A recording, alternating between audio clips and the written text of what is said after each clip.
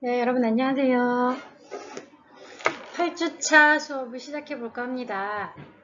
지난주부터 제가 반복적으로 공지를 해드리고 있는데 저희는 중간 시험을 보지 않고 대신 모든 수업 시간에 그냥 이렇게 영상을 통해서 강의를 진행하겠다라고 말씀해 드렸습니다. 그래서 여러분들이 아마 교수님 8주차 정도면 시험 기간 아닌가요? 이렇게 생각하시는 학생도 있을 거고 지금 다른 수업들은 아마 이번 주에 여러분들이 학교에 직접 가서 시험을 보시거나 아니면 시험을 대체해서 뭐 어떤 여러 가지 원격이라든가 아니면 과제로 좀 대신 수업을 대신하는 과목들도 있을 겁니다. 하지만 저희 수업은 나중에 제가 여러분들이 좀 이번 주에는 집중해서 글만 쓰세요 라고 하는 그런 주차를 하나 만들어 드릴 텐데 그 전까지는 그냥 이렇게 계속 영상을 통해 수업이 진행된다 라고 여러분 생각하시면 됩니다. 그래서 그냥 마음 편하게 언젠가 교수님이 한 주 정도 좀 쉬는 주차 그래서 글쓰기로 대신하는 주차 만들어 주시겠지 라고 생각 일단 저를 믿으시고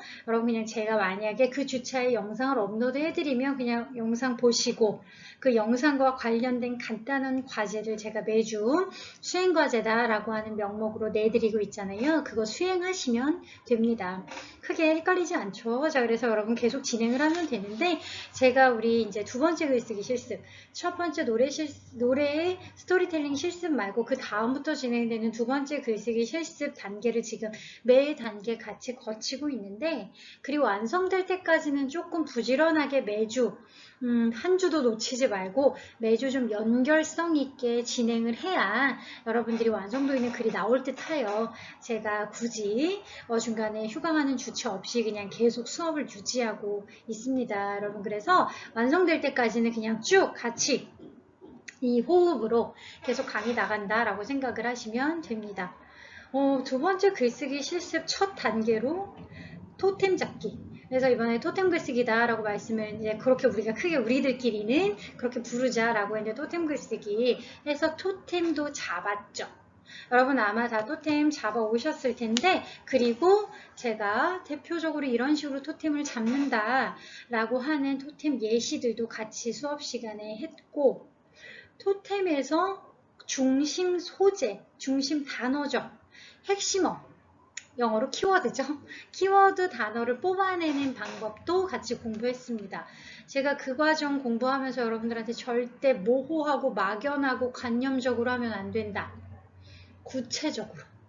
그래서 직접적으로 이게 실제 있는 단어 그러니까 막연히 이 만질 수 없거나 아니면 이렇게 증명할 수 없는 관념적인 내 머릿속에 있는 단어가 아니라 실제 있는 물건 그래서 토템이 물건이란 뜻이잖아요.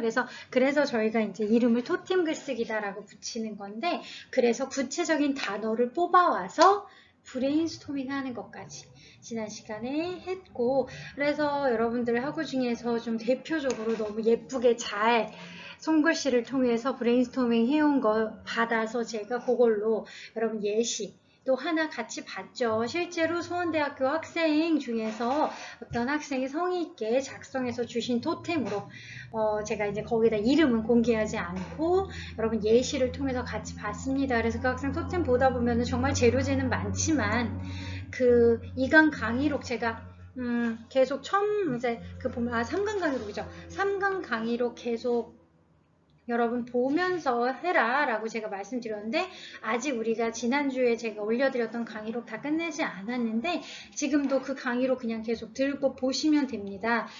그러면서 거기에서 어떻게 브레인스토밍을 하는 건지 결국은 다 그 브레인스토밍한 종이가 있다면 거기에서 다 쓰는 게 아니라 대부분 버릴 거다. 다 버릴 건데 그냥 내 머릿속에서 나도 몰랐던 새로운 소재, 창의적 소재 남들은 쓰지 못하고 나만 쓸 수 있는 어떤 독특한 글감을 내가 몰랐던 내 글감을 내가 찾아가는 과정을 한번 해보는 거다. 그게 브레인스토밍이다 라고 몇 번 말씀을 드리면서 그런 과정에서 내가 결국 이런 이유 때문에 내가 이 토템을 나의 어떤 글쓰기 토템으로 결정했구나. 내가 이런 이유로 이 토템에서 글을 쓰고 싶었구나를 내가 다시 알게 되는 순간 나도 몰랐던 나를 대면하는 순간 브레인스토밍은 때 끝나는 거다.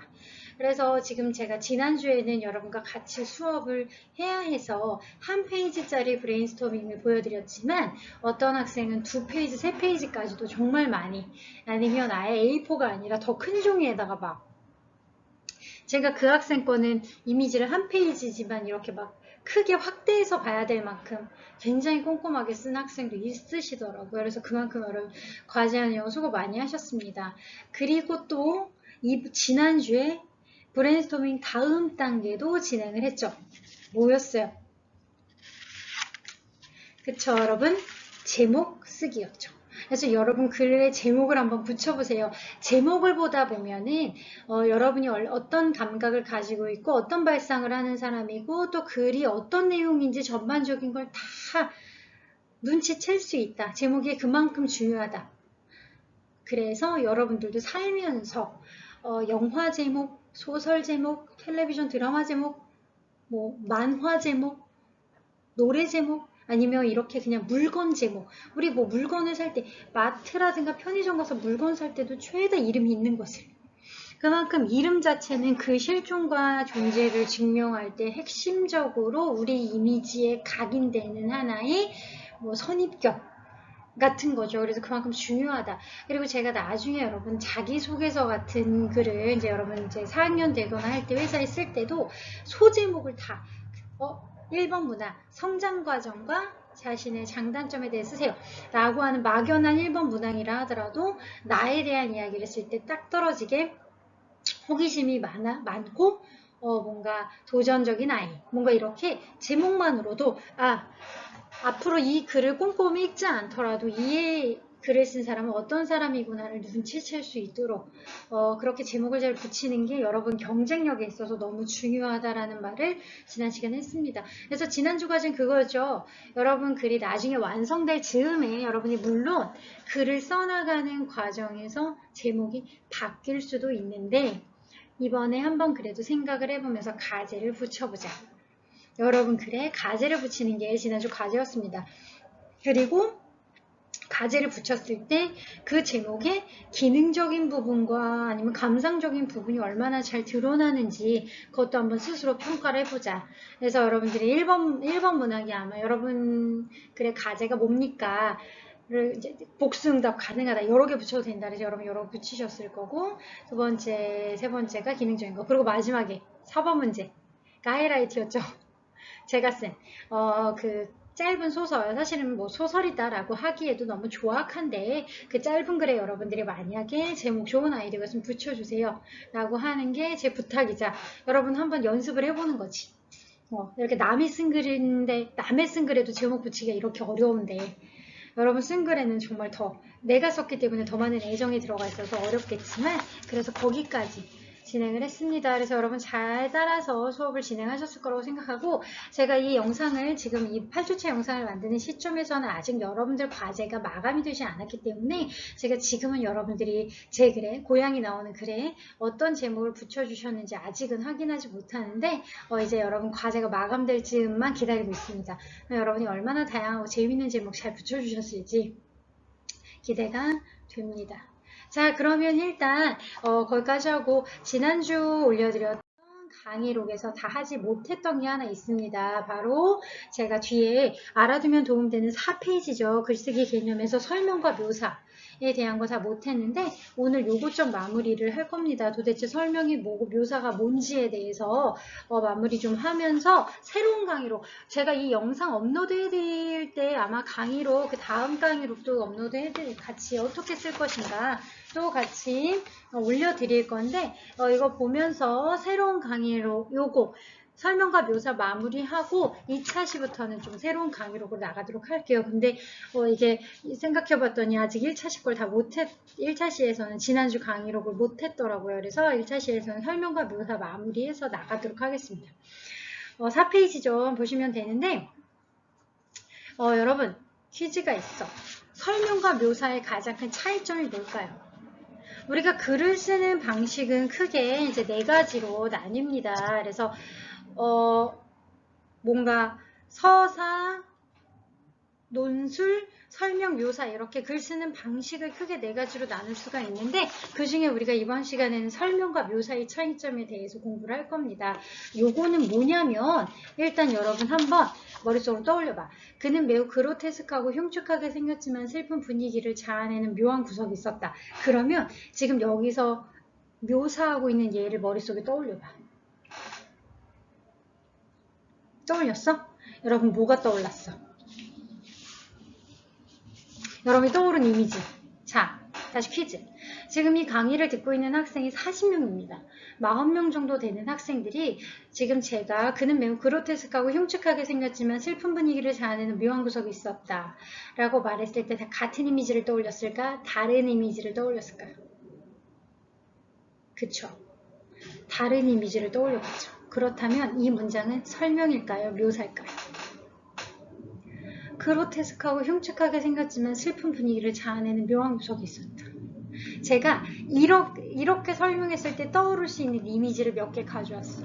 영화에서만 몇 개 가져왔어. 자, 여러분 얘네 셋 다 그로테스크하고 흉측한데 묘하게 슬퍼요. 그럼 여러분이 저한테 근데 얘네 셋이 닮았어 안 닮았어? 전혀 안 닮았잖아. 아니면 교수님 저는 저 새 인물 말고 전혀 다른 인물 여러분 아마 제가 얘기한 이 새 인물 말고 다른 인물 떠올렸을까? 전혀 다른 인물? 자 그래서 이건 가위손에 나오는 인물 이건 이제 시저죠. 그 혹성탈출에 나오는 거. 그리고 이건 프랑켄슈타인 박사라는 소설에 나오는 이름 없는 괴물. 이 괴물은 이름이 없어가지고 좀 지칭을 하기가 어렵네요. 자 이렇게 지금 제가 그냥 생각나는 대로만 가져와도 이렇게 세 명이 다 다르게 생겼단 말이야. 근데 여러분은 아마 이 세 명이 아닌 다른 인물을 떠올릴 수 있어. 자, 그렇다면 얘는 설명이야, 묘사야?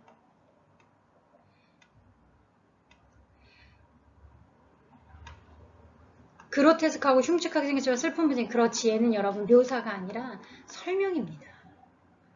그로테스크하다, 흉측하다, 슬프다 라고 해서 얘가 이미 평가를 하고 판단을 하고 우리에게 정보를 알려주기 때문에 얘는 묘사가 아니라 설명이, 그쵸? 설명이죠. 여러분 근데 그래서 중요한 능력은 설명일까 묘사일까? 오늘 그래서 우리가 많이 헷갈리는 것 중에 하나가 묘사가 더 객관적인가 설명이 객관적인가 라고 했을 때 어떤 게 더 객관적이에요? 얘 이렇게 주관적이잖아. 다 다른 사람 떠올리잖아. 설명은 주관적이에요. 여러분들이 교수님 상식적으로 설명이 객관적인 거 아니에요? 라고 착각을 많이 하는데 묘사는 여러분 묘사에 대해서 고등학교 때 배웠을 때 눈앞에 눈에 보이는 것처럼 그림을 그리듯이 써놓은 거다. 묘사는 누가 읽던 비슷한 걸 떠올려야 묘사예요. 하지만 여기에는 이미 글 쓰는 사람의 판단과 평가가 들어가 있기 때문에 이건 굉장히 주관적이죠. 그로테스크한 게 뭐야? 흉측한 게 뭐야? 내 입장에서는 교수님이 여러분은 교수님 저는 시즌은 그냥 원숭이니까 흉측하지 않은데요? 누군가는 이게 흉측할걸? 선생님 저는 이거 자꾸 보다 보니까 귀여운데요? 안 흉측한데요? 누군 흉측하고 누군 안 흉측하지? 무슨 얘기하면 이거 주관적이잖아. 그로테스크 뭐야? 슬픈 분위기의 기준이 뭐야? 여러분 봤을 때 선생님 이 괴물 별로 안 슬픈데요? 난 슬픈데? 주관적이잖아요. 근데 글을 쓸 때는 어떻게? 쓰는 나와 듣는 사람이 유사한 감정과 동일한 정서를 같이 공유하는 게 중요하기 때문에 묘사를 하는 능력이 굉장히 중요합니다. 그래서 설명과 묘사 정리를 해드릴 겁니다. 설명은 이거 그 강의록에 있는 거니까 여러분들이 그냥 가볍게 넘어갈 거예요. 설명은 특정 사건이나 대상에 대해서 내가 자신이 아는 내용을 상대방에게 쉽게 전달하는 이제 전달 방식입니다.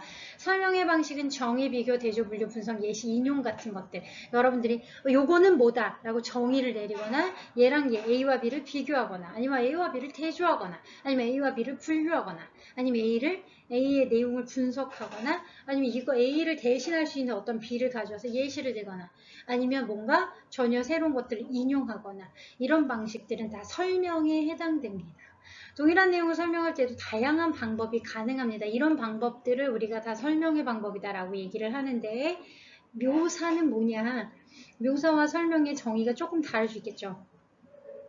묘사는 대상으로 받은 인상을 구체적으로 재현하는 겁니다. 내가 거기에서 시각적인 것, 감각적인 것, 촉각적인 것, 아니면 의식적인 것도 마찬가지인데 나는 저걸 보면서 어떤 걸 느끼거나 어떤 걸 생각했다. 같다라고 하는 인상을 내가 있는 그대로 상대방도 나랑 비슷한 인상을 느낄 수 있도록 재현하는 겁니다. 묘사는 사물을 추상적 개념으로 풀이해주는 것이 아니라 추상적인 거는 보통 설명이죠. 그 겉모양이나 빛깔 또는 외형을 있는 그대로 구체적으로 그려서 보여주죠. 대상을 묘사를 할 때 글쓴이는 대상의 모습을 정확하고 풍부하게, 그러니까 내가 만약에 그 상황을 묘사한다라고 했을 때 설명이 아닌 묘사라면 난 진짜 그 상황 짜증났어. 짜증은 설명이지. 내가 짜증난 거지. 그게 아니라 얘가 이렇게 얘기를 했는데 얘가 이렇게 반응을 한 거야. 근데 이 부분은 이렇게 됐지 뭐야? 라고 하면서 평가와 판단은 독자에게 맡기고 나는 그 상황을 있는 그대로 머릿속에 그림을 그리듯이 구현해주는 거. 그게 바로 묘사죠. 묘사는 마치 눈앞에 마주하고 있는 것처럼 느낄 수 있도록 생생하게 대상을 재현. 우리 보통 이렇게 많이 배웠죠. 고등학교 때도. 묘사는 이런 것이다. 그래서 묘사는 그림과 매우 유사하다. 자, 예문을 통해서 설명과 묘사의 차이점을 다시 한번 볼 겁니다. 그래서 우리는 수업 시간에, 교수님 그럼 우리는 수업 시간에 뭐를 주로 배우죠?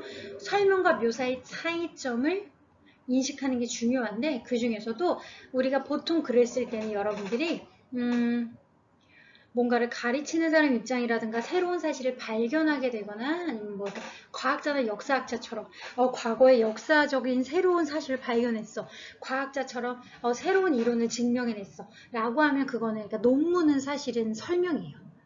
근데 그게 아니라 대부분의 글들은 사실은 설명이 아니라 이번에 토템 글쓰기는 설명보다는 어떤 일이 있었어 라고 하는 사실을 전달하는 것보다는 묘사, 내 의식과 감정과 그때 상황을 내가 있는 그대로 상대방한테 정서적 설득력을 위해서는 묘사의 방법이 더 중요하겠죠.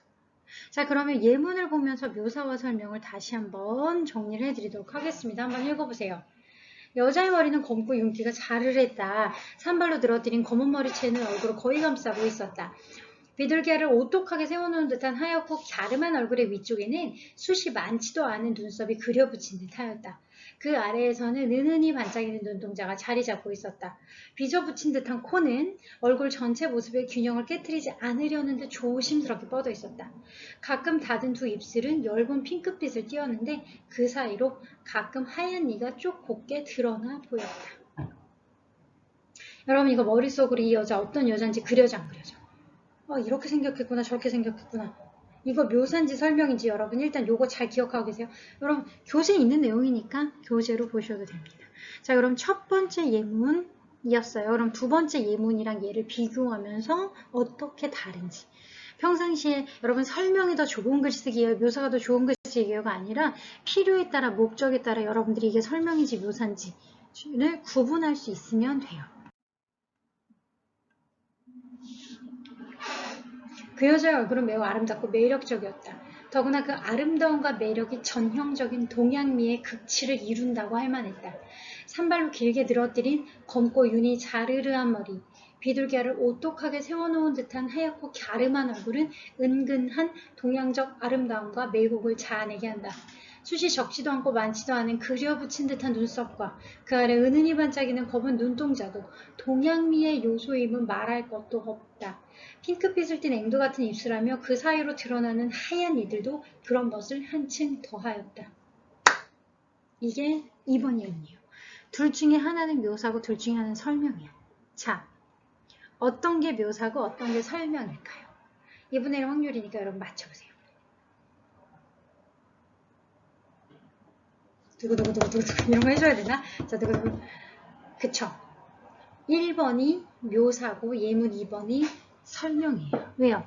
1번 제가 요거 이제 PPT 영상 녹화는 앞에 화면으로 돌아갈 수가 없어가지고 돌아갈 수 없지만 다시 설명해 드리면 1번 묘사에서는 검었다, 윤기가 흘렀다, 비둘기알 같았다, 눈썹이 이렇게 있었다 라고 있는 그대로 묘사하는 과정을 통해서 1번 예문을 보면 초등학생이 보든 유치원생이 보든 50대가 보든 70대가 보든 남자가 보든 여자가 보든 뭐 초등학교 다니는 애가 보든 대학생처럼 뭐 좀 공부를 많이 한 사람이 보든 다 유사한 여자를 떠올릴 거야.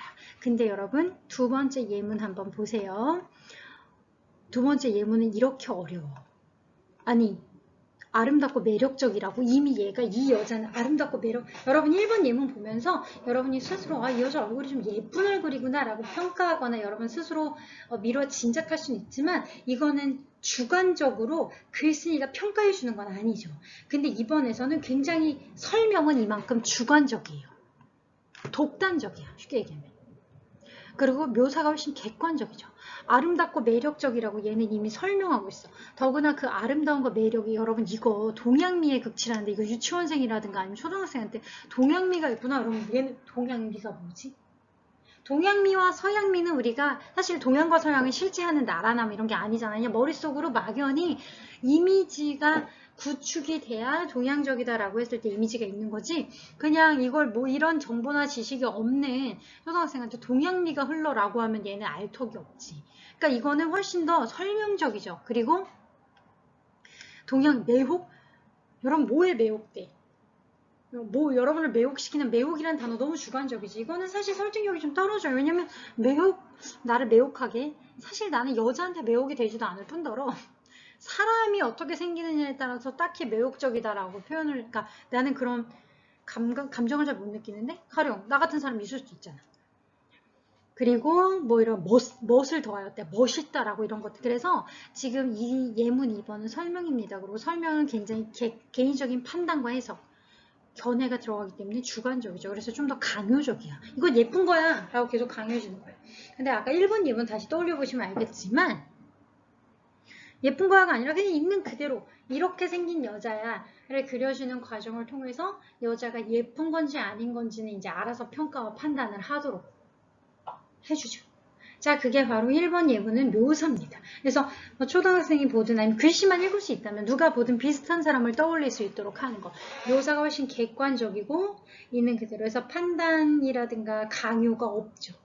그래서 보통 글쓰기에서는 설명이 필요한 영역도 있겠지만 저는 여러분들한테 지금 설명하고 있습니다. 근데 보통 이렇게 상대의 지적인 기반, 지식적인 기반이 나보다 더 많을 거야 라고 이렇게 하는 그러니까 설명문은 보통 상대가 나보다 더 많을 거야 라는 이런 상황과 맥락이 갖추어져 있을 때는 설명인데 대부분 우리가 일상적으로 쓰는 것들은 묘사일 확률이 높습니다.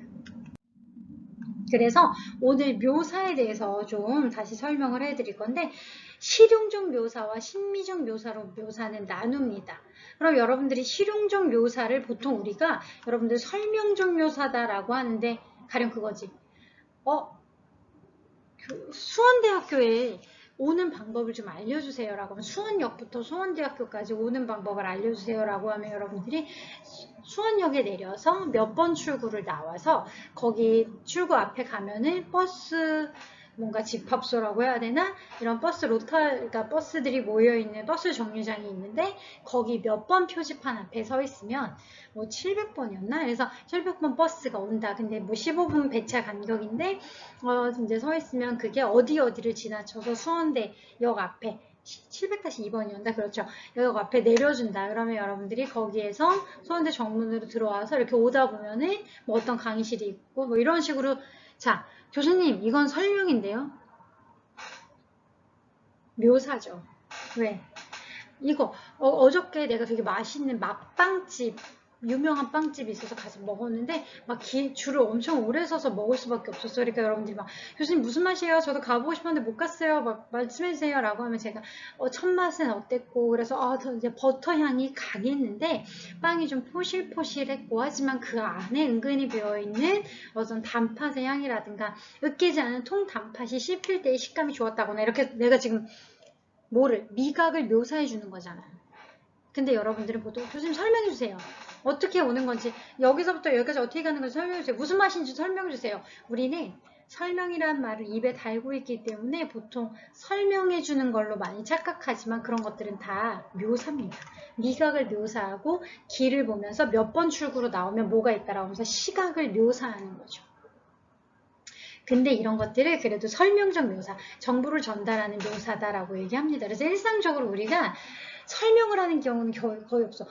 내가 그 전문가라서 누구한테 그 내용을 설명하고 전달해주는 뭐 이런 선생님이나 이런 경우가 아니면 일상적으로 우리가 하는 일은 다 내 감정을 묘사하거나 왜 울어? 무슨 일이야? 라고 물어보면 무슨 일이야? 무슨 일 있었어? 라고 하면 내 마음이 어떤지를 묘사하는 거고 어저께 먹었던 저녁밥이 얼마나 맛있었는지 미각을 묘사하는 거고 내 생각이 어떤지 묘사하는 거죠.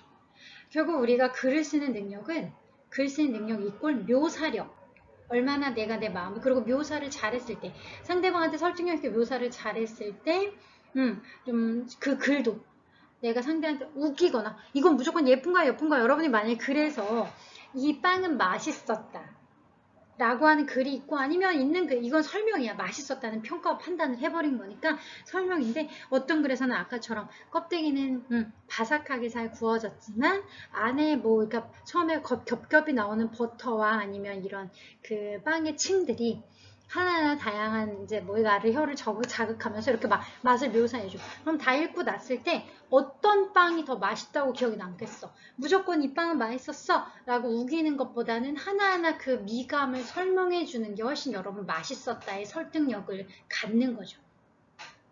아까 그 여자 예문도 마찬가지예요. 이 여자 예뻐 라고 우기지 말고 여러분들이 자연스럽게 어떻게 생겼는지 쓰다 보면 독자가 내가 우기지 않더라도 자연스럽게 독자 입장에서 예쁘구나 라고 설득되면 그게 여러분 글이 경쟁력을 갖는 거죠. 자소서도 마찬가지야. 여러분이 저는 성실합니다. 이건 설명이야. 이렇게 쓰면 안 돼. 나는 처음에 1학년 1학기 때는 학점이 뭐 3.0밖에 안 나왔는데 기왕 한 번 안에 돌아올 수 없는 대학생활 더 열심히 해야겠다고 생각해서 그 다음부터는 뭔가 이런 프로젝트들 하면서 이제 학우들과 같이 팀플을 하면서 열심히 공부하고 모르는 걸 교수님에게 물어보면서 하고 이렇게 그 과정을 묘사하는 거야. 공부 과정을. 그래서 결국은 제가 3학년 때는 4.5 만점을 받게 되었다. 이런 얘기를 하면서 그렇게 쓰다 보면 상대방이 설득이 되는 거죠. 얘는 이렇게 한번 목표를 세우면 목표를 향해서 최선을 다해서 노력하는 학생이구나. 목표를 도달하는 능력도 좋고 문제를 해결하는 능력도 좋고 성실하구나. 그게 더 기억에 남지. 짧은 자소서라고 해도 거기다 나는 성실하다. 내가 우리 반에서 제일 성실하다. 나는 성실하다. 계속 우기면 여러분 얘를 성실하다고 뽑을 것 같아? 안 뽑죠. 설명하지 마세요. 여러분이 왜 성실하고 좋은 학생인지 묘사해야 상대방이 설득돼요. 설명하지 말고 설득하세요. 그리고 대부분의 글은 아마 여러분들이 나중에 논문을 쓰거나 아니면 저널리즘처럼 뭔가 저널리스트, 기자가 될 수도 있으니까 사실을 전달하는 글이 아니면 대부분은 뭐야? 묘사의 글을 쓸 확률이 높아요. 설명문을 쓰는 사람은 사실은 많지 않아요. 기사도 묘사다. 자, 그래서 설명입니다. 근데 이제 이렇게 설명을 하는 묘사 말고 심리적 묘사도 있습니다. 어떤 정서적인 거. 마음이나 내 정서나 반응, 감각을 묘사하는 이렇게 크게 묘사는 실용적 묘사. 그러니까 길을 물어볼 때 알려주는 것도 저기 가시면 왼쪽으로 편의점이 보이는데요. 편의점을 끼고 돌아가면 거기 빵집이 있고 빵집 2층에 좁은 계단 올라가면 다 눈에 보이는 것처럼 여러분 지금 제가 이렇게 간단하게 묘사를 해주는 것도 눈에 보이는 것처럼 느껴지죠. 다 묘사죠. 이걸 설명적 묘사, 실용적 묘사라고 하고 아니면 내 마음, 예쁜 상태 뭐 이런 것들을 표현하는 거는 정서적 묘사라고 합니다. 그래서 심미적 묘사는 외계사물이 우리의 감각기관에 주는 인상을 전달하는데 사과는 빨갛다. 벽돌의 표면은 깔깔하다. 꽃에는 향기가 난다는 식의 간단한 표현들 우리가 정말 지금까지 묘사인지 모르고 사과가 빨갛네? 빨간색 묘사한 거잖아. 달이 둥글다. 달을 묘사한 거지. 뭐 벽돌의 표면이 깔깔하다. 이건 촉감을 묘사한 거지. 우리가 일상적으로 쓰는 대부분의 것들은 나 머리가 복잡해. 머리를 묘사한 거야. 머리가 머리가 혼란스러워. 내 머리 상태를. 그래서 대부분 이런 묘사는 너무나 일상적이고 평범해서 우리가 묘사인지 몰랐지만 우리가 평상시에 소통하는 모든 어떤 언어 표현들은 묘사일 확률이 높습니다. 예문을 통해서 몇 개 좀 같이 보려고 합니다. 제가 강의록에도 예문을 써놨는데 좀 잘된 예문. 제가 예전에 메밀꽃 필 무렵 한번 수업 시간에 강의 영상 녹화하면서 잠깐 언급한 적 있지 않았나? 예문 3번은 2호석의 메밀꽃 필 무렵의 마지막 장면입니다. 이게 우리가 뭐 한국 모더니즘 문학의 극치다라고 할 만큼 잘된 묘사로 막 손꼽히는 그런 묘사잖아요. 그래서 여러분들이 이거 보면은 사실은 마지막에 어쩌면 동이라는 여러분 메밀꽃 필 무렵은 고등학교 때 다 이제 좀 아시니까 전체적인 줄거리 아실 거라고 생각하고 이 허생원이라는 쉽게 얘기하면 보부상 장돌뱅이 보찜을 지고 이 장터 저 장터 돌아다니는 그런 사람이잖아요. 그런 사람이 우연히 자기처럼 그런 이제 어떤 장과 장 사이에 주막 같은 데서 잠깐 쉬잖아요. 그러니까 나귀도 쉬게 해야 되니까 잠깐 쉬면서 우연히 이제 거기서 다른 장사, 그러니까 보부상들 만나서 인사도 하고 이제 정보도 교환하고 하는 그런 어떤 뭔가 그치 그런 데서 쉬는데 여관이라고 해야 되나? 뭐 이런 데서 쉽니다. 그래서 주막에서 쉬는데 우연히 동이라는 젊은 이제 이 허생원은 중년의 아저씨인데 젊은 동이라는 사람을 알게 되는데 어렸을 이제 얘랑 처음에는 약간 논쟁이 있어서 싸움이 있었는데 알고 봤더니 뭐 어렸을 때 엄마랑 얼마나 고생하면서 엄마가 홀어머니라 고생하면서 산 얘기를 하는데 이때 깨달은 거죠. 어쩌면 예전에 나한테 가장 아름답고 좋은 기억으로 남아있었던 뭔가 물레방앗간에서의 하룻밤 금이 얘가 내 아들일지도 모른다라고 하는 그런 뭔가 희망, 기대 이런 반가움에 부풀어서 근데 이제 이때가 막 메밀꽃이 피는 봄날의 그런 봄날 저녁인가 이랬을 때 이 날의 정취를 있는 그대로 메밀꽃밭, 그러니까 한밤중 달밤에 다음 장터로 넘어갈 때 같이 이 동이랑 같이 가면서 그 감정을 자연물에 빗대서 묘사한 거죠. 그래서 굉장히 잘된 우리 한국 모더니즘 문학의 그러니까 표현의 정수다라고 하는 건데 이런 표현 진짜 부드러운 빛을 흐뭇이 흘리고 있었대요. 보름달이. 그럼 보름달은 달은 그냥 있는 거야. 근데 여러분 이런 묘사를 통해서 결국은 화자인 내가 주인공인 내 정서가 어떤지 상대한테 강요하는 게 나 지금 너무 기쁘다. 이렇게 쓰면 이건 좋은 문학이 아니지. 기쁘다라고 쓰는 게 아니라 이런 달의 모습을 묘사하는데 달의 모습에다가 내가 어떤 식으로든 감각이라든가 아니면 이런 내용을 들어서 그리고 이거 되게 유명하죠. 여러분 이거 기억나십니까? 짐승 같은 달의 숨소리.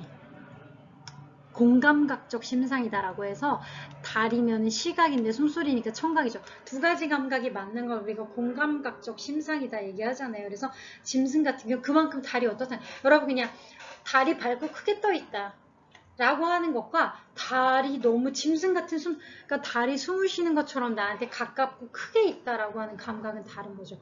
이건 엄청 뭔가 이 화자, 글 쓴 사람 아니면 중심인물이 어떤 감정인지를 굉장히 효과적으로 잘 알 수 있도록 한 그런 장면이죠. 그리고 막 메밀꽃밭도 소금을 뿌린 듯이 흐뭇한 달빛에 숨이 막힐 지경이다. 이렇게 지금 이런 감정인 거야. 그래서 막 이렇게 나귀들의 걸음도 나귀들은 그냥 걷는 거야. 근데 내가 시원하게 그러니까 지금 내가 뭔가 약간 흥분되고 업되고 즐겁고 뭔가 희망에 차 있고 왜냐면 어쩌면 존재한지도 몰랐던 아들이지만 새로운 가족을 알게 됐다는 마음 때문에 그러면서 방울소리도 시원스럽게 시원하다라고 하는 지금 이 촉각이죠. 시원하면 촉각입니다. 촉각을 묘사하면서 나의 정서를 얘기하고 있는 거죠. 이건 굉장히 잘 돼. 물론 여러분 이호석처럼 우리가 글을 잘 쓸 수는 없지만 이렇게 여러분 이 글을 보다 보면은 실제로 메밀꽃밭의 모습이 머릿속에 그려지면서 메밀꽃밭의 모습만 입체적으로 그려지는 게 아니라 이 메밀꽃밭을 걷는 이 등장인물의 감정과 정서, 지금 현재의 관계성까지도 다 설득력 있게 그래서 나는 이 주인공은 기뻤다. 주인공은 지금 즐거운 상태다. 이렇게 설명할 필요 없이 이건 설명이죠. 강요지. 자연스럽게 이렇게 하면서 더 풍요롭게 설득력 있게 장면을 전달하고 있죠. 예시가 하나 더 있습니다. 그냥 다음 예시까지 한번 보고요. 나서 여러분 다음 정리를 해보도록 할게요. 네, 여러분 다음 거 예문 보기 전에 요거 일단 정리하고 그러니까 묘사를 위해서는 근데 여러분이 묘사를 할 때 내가 처음에는 기쁜 마음으로 보는 것 같다는 관점으로 묘사를 하다가 갑자기 뒷부분부터는 뭐 부정적인 관점이 드러나면 묘사 일관성이 없죠. 그러니까 내가 만약에 이 메밀꽃밭을 아름답게 묘사한다라고 정했으면은 그 일관적 관점을 일정된 관점을 계속 유지하는 게 중요합니다. 일반적으로 묘사는 관찰자에게 강하게 다가오는 관찰자는 이제 글을 쓰는 사람, 지배적 인상. 그러니까 내가 지금 이 메밀꽃밭이 아름다워. 그러면 아름답다는 근데 갑자기 막 아름다운 식으로 얘기하다가 중간부터는 막 혐오스럽거나 부정적으로 하면은 그 묘사를 하는 게 의미가 없지. 서로 상충돼서 상쇄돼 버릴 거야. 그러면 그 구절이나 글은 쓸 필요가 아예 없게 되는 거지. 그래서 일관된 나의 관점이나 어떤 쓰는 의도가 중요합니다. 그래서 그것도 중요하다라고 하는 거고, 그러므로 묘사의 성패는 내가 이 글을 묘사하는 지배적 인상, 내가 이럴까요? 만약에 여러분 아까 여자를 묘사한 거 있잖아요. 이 여자를 아름답게 묘사하다가 뒤에 가서는 갑자기 막 못생겼다는 듯이 묘사하면 돼, 안 돼? 안 되지. 그러면 이미지가, 그러니까 보는 사람 입장에서 어떻게 이 글을 읽어내야 되고 내가 어떻게 해석해야 되는지를 갑자기 길을 잃게 돼. 그래서 이 지배적인 인상을 상대한테 강조하는 게 그게 전달하기 위해서 묘사를 하는 거기 때문에 얼마나 일관성 있게 잘 묘사하느냐. 그러니까 내가 여러분 묘사할 때 이렇게 했다 저렇게 했다 태도를 쉽게 바꾸면 안 된다는 거죠. 그러니까 일관된 관점이 중요합니다. 묘사에서 글쓴이가 주관적 판단이나 해석을 내리지 않더라도 그냥 여러분이 거기다가 나는 여기가 싫다, 좋다 라는 판단과 설명의 그 표현이 없더라도 여러분이 그러니까 내 관점을 가지고 쭉 묘사하다 보면은 독자 입장에서도 자연스럽게 설득이 되는 거지. 독자도 자연스럽게 그게 싫어져. 자연스럽게 그게 좋아져. 그래서 우리가 묘사를 하는 건데 그거를 예문으로 한번 볼 겁니다. 여러분 이것도 그 유명한 여러분들이 학교 다녔을 때 공부하셨던 김승옥의 무진기행이라는 그런 소설의 한 구절입니다. 여러분 이거 보면 무진은 실제 있는 지명이 아닌데 작가가 오랜만에 자신이 성장했던 고향인 무진으로 가는 과정인데 무진에 처음 들어갈 때 이렇게 쓴 거야. 버스는 무진 읍내로 들어서고 있었다. 기와 지붕들도 양청 지붕들도 초가 지붕들도 이런 강렬한 햇빛을 받아 은빛으로 번쩍이고 있었다.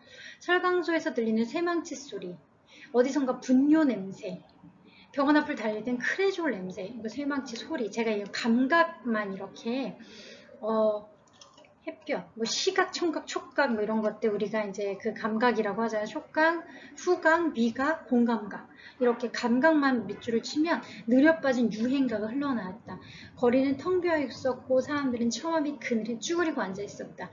어린아이들은 발가벗고 기웃뚱거리며 그늘 속을 걸어다니고 있었다. 읍의 포장된 광장도 거의 텅 비어 있었다. 햇볕만이 눈부시게 그 광장이 끓고 있었고 눈부신 햇볕 속에서 정적 속에서 개 2마리가 혀를 빼물고 교미를 하고 있었다.